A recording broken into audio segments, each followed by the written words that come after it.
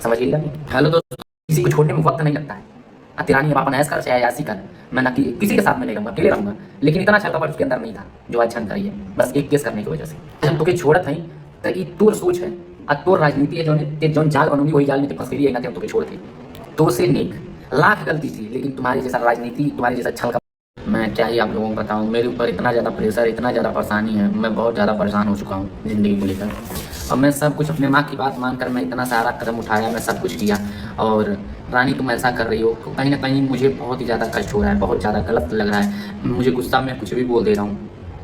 तुम दूसरे से बात कर रही हो, मुझे पता चला है तुम दूसरे लड़के से बात कर रही हो। बताओ क्या क्या चीज़ करना चाह रही हो? दूसरे से बात करके तुम्हें क्या मिल रहा है? हाँ, तो फिर जब दूसरे से भी बात करे तो दूसरे से भी आ कहिए का थोड़ी वजह से हम रोआ बिगड़ाए थोड़ी ना। हम क्यों वजह से मुझे कष्ट नहीं होता है। जब अगला आदमी मुझे छोड़कर खुश है तो मैं उसको छोड़कर क्यों मैं दुखी रहूँ? मेरा एक ही सिद्धांत है, तुम मुझे अपना समझोगे तो मैं समझूंगा, नहीं समझोगे तो मुझे घंटा फर्क नहीं पड़ता। अगर मैं तुम्हें पत्नी समझ रहा हूँ तो तुम भी पति समझो, मैं तुम्हें गर्लफ्रेंड समझ रहा हूँ तुम भी बॉयफ्रेंड समझो। अगर कुछ और समझोगे तो तुम्हें छोड़ तन को समय नहीं लगला। और रही बात ज़िंदगी में, लड़कियों के ऊपर भरोसा नहीं करना चाहिए। और कहने का मतलब है कि मैं मम्मी भी मेरे ऊपर गुस्सा हो गई है कि रूम पे जाकर नाटक करते हुए। तो मैं कुछ नहीं कर रहा हूँ, मुझे जो जैसा चला रहे हैं मैं वैसे चल रहा हूँ। तो ये मेरी ज़िंदगी के साथ सब खेल रहे हैं। मुझे सही से खाना नसीब नहीं हो रहा, मैं अपने हाथ से नहीं बना लूँगा तो मुझे बनाकर खिलाया जा रहा है। यही ममता, यही प्यार पहले रहा होता मेरे घर वालों के प्रति तो शायद आज ऐसा दिन ना मुझे देखना पड़ता ना तुमको देखना पड़ता। मैं बहुत परेशान हो चुका हूँ। अब मैं रानी से मेरा कोई लेना देना नहीं है दोस्तों, मैं बार बार बोल रहा हूँ, मेरा रानी से कोई मतलब नहीं है। तो जहाँ मन तहाँ रहो, अगर ते हमारे पास आ गई तो कितने जौन पीटन पीटबे करा तुरंत ओकर जौन हाल हुई तुरंत बियाह तोड़ करा। ठीक है, बियाह कर जाके मंदिर में तुरमी ऐसे हुई जैसे हमार वही ललवी से दूर हुई। समझ गए लोग एकदम। गई लोग नहीं, अरे अपने माई ठीक करे कि अपने माई को और बीमार करे गए लोग। हाँ, खैर थोड़ा सुधर के रहते हैं। बाकी तो दोस्तों मैं प्रीति की बात बोल रहा हूँ। प्रीति चलो ठीक है, जो भी गलती थी, जो भी चीज़ थी, आज प्रीति झेल रही है। वही गलती तुम दोहरा रही हो तो तुम भी झेलोगी। मुझे इतना भी समय नहीं लगेगा किसी को हटाने में, इतना समय नहीं लगता है, 1 मिनट नहीं। तुम छोड़ दी, तुम नहीं रहे तो भाग रही हो, मैं तुम्हें कुछ नहीं करने जाऊँगा। तुम्हें भी अगर दूसरा कोई मिल गया तो मुझे भी दूसरा कोई मिल जाएगी। हमें हिसाब से बहुत लोगों का देखे हैं कि लड़की, अरे तुम लड़की क्यों तुम उन लोगों के पीछे पड़ जाती हो? अरे जब वो लड़की तुमको चाह नहीं रही, तुमको छोड़ सकती हो तो तुम भी उसको छोड़ दो। जब वो खुश है छोड़कर तुमको तो तुम भी उसको छोड़कर खुश रहो। ठीक है, वही हम जो परेशान हो रहे हैं, हम इतना अच्छा से हम लोग काम, सब कुछ बहुत अच्छा हमारा काम चलता था, बहुत अच्छा हम लोग आगे बढ़ते थे। किसका नज़र लग गया, क्या हो गया, मुझे कुछ ही नहीं समझ में आता है कि क्या हो रहा है, कैसे चल रहा है समय, कुछ समझ में नहीं आता है। समय एकदम समझ लीजिए हमारी ज़िंदगी में ऐसे ऐसे चल रहा है, ऐसे चलना चाहिए। मैं सोचता हूँ सब सही हो जाए, सब सही हो जाए, सब अच्छा रहे, सब बढ़िया रहे, सब अपना ज़िंदगी को अब राह निकल गया। उसका फ़ोन कभी नहीं मेरे पास आता है, कभी फ़ोन ही नहीं आता है। मैं अपने तरफ से ना करूँ, उसका फ़ोन बिजी जाएगा, लॉजिक पे लॉजिक देगी। तो जो दे लॉजिक दे, हमको समय नहीं है, थोड़ा भी मोहब्बत नहीं है तुमसे। तुके जौन करे होगा तौन कर, जौन मन तौन सुन, जेकरे साथ भागे होगा भाग। हमारे पास आ जाइए तो फिर हम तुके समझा दें। अब तो तय 100% तय है कि तुके हम नहीं रखा, 100% तय है। जो सूरज बोलता है वही सूरज करता है, सूरज लॉजिक नहीं देता है। और सूरज के दिमाग में कोई चढ़ गया तो उसको मैं फिर डिस्टर्ब कर दूँगा, फिर वो सोचेगा कि यहाँ किस इंसान के पाले में पड़ गया हूँ। जिस तरीके से तुम गंदगी फैला रही हो रानी, उस तरीके से प्रीति गंदगी नहीं फैलाई थी। अब बस कुछ चीज़ ऐसा बोली थी, बस किसके वजह से मेरे ऊपर केस करती थी, उसकी वही एक गलती मेरे नज़र मिल जाती थी। लेकिन तेरे जैसा उसके अंदर छल कपट, तेरे जैसे उसके अंदर झूठ नहीं था। आज तो वो बेचारी झंग खाती है, लेकिन अब तो वो झंग करूँ ये तय है। अब किसी को नहीं रखेंगे, कोई लड़की को नहीं रखेंगे, क्योंकि तुम्हारा हरकत जो है रखने लायक नहीं। क्योंकि सब रख सकते हैं, सूरज शर्मा नहीं रख सकते हैं। तुम्हारा जो हरकत है रानी, तुम्हारी औकात जो है कुछ है नहीं।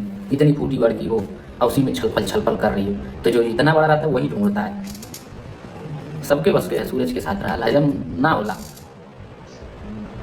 हमने क्या कमाई तो ये कमाई, मतलब में अपन एक बनौली रही दायरा।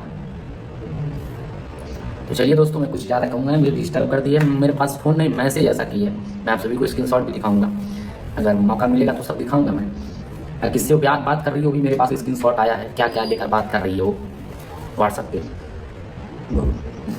मैं जहाँ पर जाता हूँ तो मैं वहाँ पर कुछ लोग को पहले आगाह कर देता हूँ कि क्या माहौल है वहाँ का। क्या है कि मुझे इंसान के ऊपर, क्योंकि अपने ऊपर विश्वास नहीं है वो क्या कर सकता है, तो दूसरे के ऊपर क्या विश्वास करेगा। तो इसीलिए तुम्हारा सारा जो है ये चरित्र और तुम्हारा सारा राजनीति मेरे पास आ चुका है। ते कैसे बतियावत है, का बतियौले है, का मजबूरी रहल तो दिया के ले गए, तो सारा चीज़ें बता देंगे। बाकी चल दोस्तों, मिलते हैं नेक्स्ट वीडियो में, तब तक के लिए बाय बाय, लव यू, जय हिंद, जय भारत। और दोस्तों इसको आप लोग समझाइए, और क्योंकि अगर ये समझेगी तो ठीक है, नहीं समझेगी तो झंझट। तो आपने अभी जो कुछ भी सुना ये आपको पहले ही सुनने की उम्मीद थी, क्योंकि भाई ऑडियंस इतनी भी बेवकूफ़ नहीं है कि वो प्रीति और सूरज के मंसूबों को समझ ना सके।